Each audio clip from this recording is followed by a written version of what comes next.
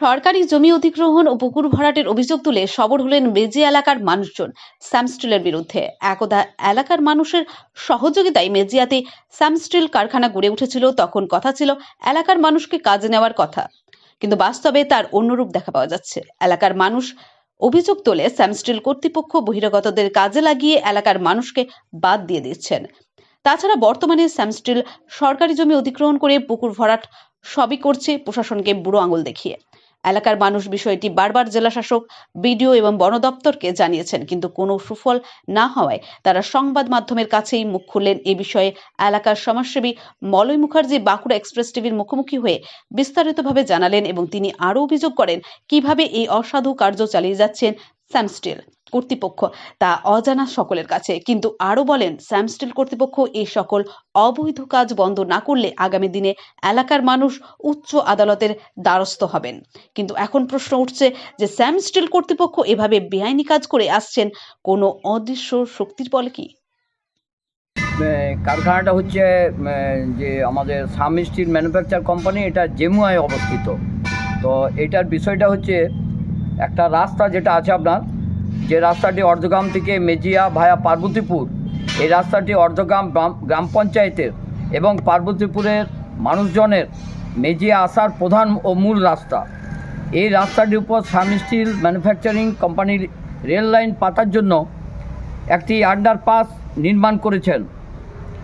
সরকারি নিয়ম ও নির্দেশ অনুযায়ী সেই আন্ডারপাসটি 19.5 ফুটেরও বেশি চওড়া এবং উচ্চতা 13.5 ফুট হওয়া উচিত ছিল, কিন্তু স্যাম স্টিল কর্তৃপক্ষ মাননীয় মুখ্যমন্ত্রীর পরিচালিত সরকারের জেলা শাসক ও বিডিও সাহেবের নির্দেশ অমান্য করে 10.5 ফুট ও চওড়া এবং 9 ফুট উচ্চতার আন্ডারপাস নির্মাণ করেছে, যেটা আইন, জনগণ এবং সরকারের বিরুদ্ধে। এটি এমন একটি মরণ ফাঁদ তৈরি করেছেন যেখানে প্রতিনিয়ত মানুষের দুর্ঘটনা, মৃত্যু ঘটতে পারে। এর জন্য কে দায়ী থাকবে আগামী দিনে যদি এই ঘটনা ঘটে? এবং এই আন্ডারপাসটি যে উদ্দেশ্যে করা হচ্ছে, সেই উদ্দেশ্যটি হলো বিশাল পরিমাণে বনভূমি জমি দখল করে পরিবহনের জন্য রাস্তা তৈরি করছে। কিছুটা জায়গা আছে যেটা বন দপ্তর, সেটা দাগ নম্বর, খতিয়ান নম্বর সবই আমাদের কাছে তথ্য প্রমাণ আছে। আমরা যথারীতি প্রত্যেকটি দপ্তরে বিএলআরও অফিস থেকে, ডিএলআর অফিস থেকে তথ্য আইন অধিকার আপনাদের যেটা রয়েছে রাইট টু ইনফরমেশন অ্যাক্ট, সেই অনুযায়ী আমরা জেনেছি এবং তারা তাদের কপি আমাদেরকে দিয়েছেন। সম্পূর্ণ অবৈধ এবং নির্বাণভাবে যে আরম্ভ করেছেন, এটা আমরা তীব্র প্রতিবাদ জানাচ্ছি এবং আমরা রাজ্য সরকারের কাছে অনুরোধ জানাবো যে এটার বিহিত ব্যবস্থা হোক। আমরা শিল্পের পক্ষে, শিল্প তৈরি হোক আমরা চাই, কিন্তু শিল্প বিরোধিতা করতে চাই না। কিন্তু নিয়ম অনুযায়ী সরকারের নিয়ম মেনে, নিয়ম কাজ করে, আইনকে নিয়ম মেনে সব কিছু করতে হবে, এটাই আমাদের মূল উদ্দেশ্য। আমার নাম সুজয় মুখার্জি, আমি এখানকার স্থানীয় বাসিন্দা। দেখুন, এই অভিযোগ শুধু আমার নয় বা এই অভিযোগ শুধু মানুষের নয়, এটা প্রমাণিত সত্য কথা যে এই কারখানাতে যত মানুষ কাজ করছে তার 3 to 4% হচ্ছে আমাদের লোকাল, অর্থাৎ বাঙালি, আর বাকি যারা কাজ করছেন তারা হচ্ছে আমাদের অবাঙালি এবং তারা বেশিরভাগটাই আপনার উত্তরপ্রদেশ, বিহার, ঝাড়খণ্ড এবং উড়িষ্যা, সেই জায়গা থেকে এসে তারা কাজ করছে। এবং সবথেকে আশ্চর্যজনক বিষয় যে এই ঘটনাগুলোর যখন কোনো প্রতিবাদ হচ্ছে, ধরুন প্রতিবাদ মানে তো আর 1000-2000 মানুষ একসাথে বেরিয়ে আসছে না, 10-15 জন মানুষ যখন বেরিয়ে এসে প্রতিবাদ করছে, কারখানা থেকে 200 থেকে 250 অবাঙালি তারা বেরিয়ে প্রথমে পাবলিকের সঙ্গে ফেস করছে। তারা এরকম ঘটনা অন্তত 2বার ঘটেছে যে যারা অবাঙালি ধরুন অন্য স্টেট থেকে কাজ করছে এসছে, তারা তো কাজ করে খাবে, তারা তো আর মাসলম্যান নয়। কিন্তু এই যখনই কোনো প্রতিবাদ হচ্ছে, মানুষ গণতান্ত্রিক পদ্ধতিতে যখন কোনো প্রতিবাদ করতে যাচ্ছে, ইভিন আপনার যে মেজারমেন্ট হচ্ছে, আজকে সরকারিভাবে মেজারমেন্ট হচ্ছে, সেখানে 200-300 বাহুবলীকে, অবাঙালি বাহুবলীকে তারা ওখানে দাঁড় করিয়ে দিচ্ছে মাসল পাওয়ার দেখানোর জন্য।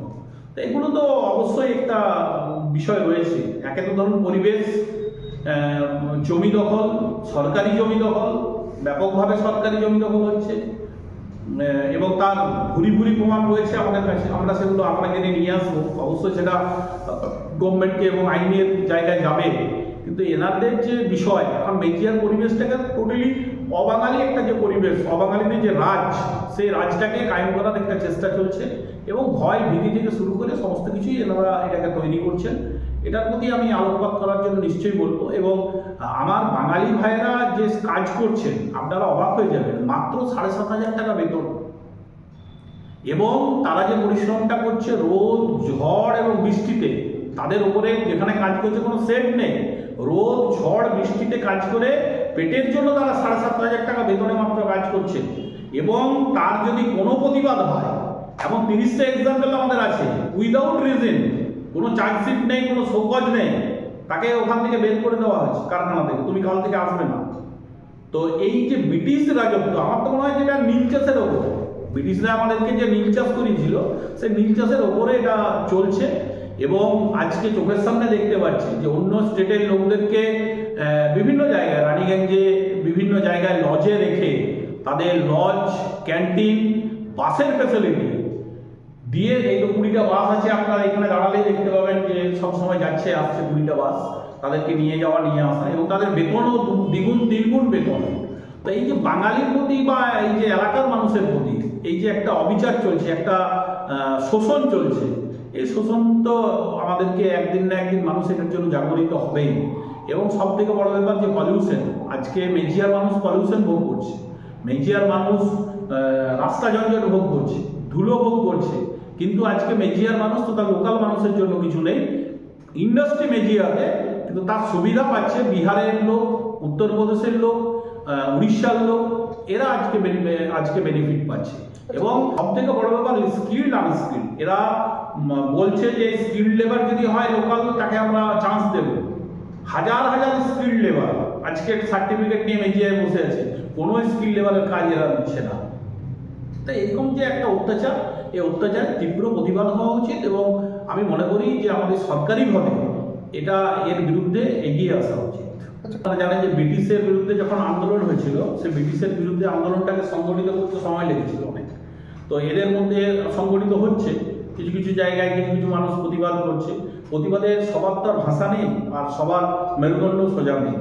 তো যারা মেরুদণ্ড সোজা নেই, তারা আজকে বিভিন্নভাবে তারা পারচেজ হয়ে যাচ্ছে, এবং তার জন্য তারা সেই প্রতিবাদটাকে করতে পারছে না। কিন্তু এই প্রতিবাদ সংগঠিত হচ্ছে, এটা একদিন আগ্নেয়গিরিতে পরিণত হওয়ার চেষ্টা চলছে, বহিরাগতদের দিয়ে ক্রমাগত ভয় দেখানোর চেষ্টা চলছে। তাহলে স্থানীয় প্রশাসনের ভূমিকা কী রয়েছে, কি বলবো? স্থানীয় প্রশাসন নিশ্চয়ই তাদের যেটুকু কাজ করা করছেন, সবাই তো সমান নেই, তারা নিশ্চয়ই করছেন, বা তাদেরকেও অন্ধকারে, বেশিরভাগ ক্ষেত্রে তাদেরকে অন্ধকারে রাখা হচ্ছে। এই যে বিষয়টা, এই যে ফরেস্ট ল্যান্ড দখল এবং এই যে আপনার আন্ডারপাস নির্মাণ, এটা প্রশাসনকে অন্ধকারে রেখে করা হচ্ছে, গভর্নমেন্টকে অন্ধকারে রেখে করা হচ্ছে।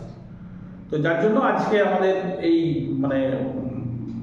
মানুষের জন্য বলা, যাতে মানুষ বুঝতে পারে যে না, কোথাও না কোথাও আমাদের একটা জায়গা রয়েছে যেখান থেকে আমরা অন্তত প্রতিবাদ করতে পারি।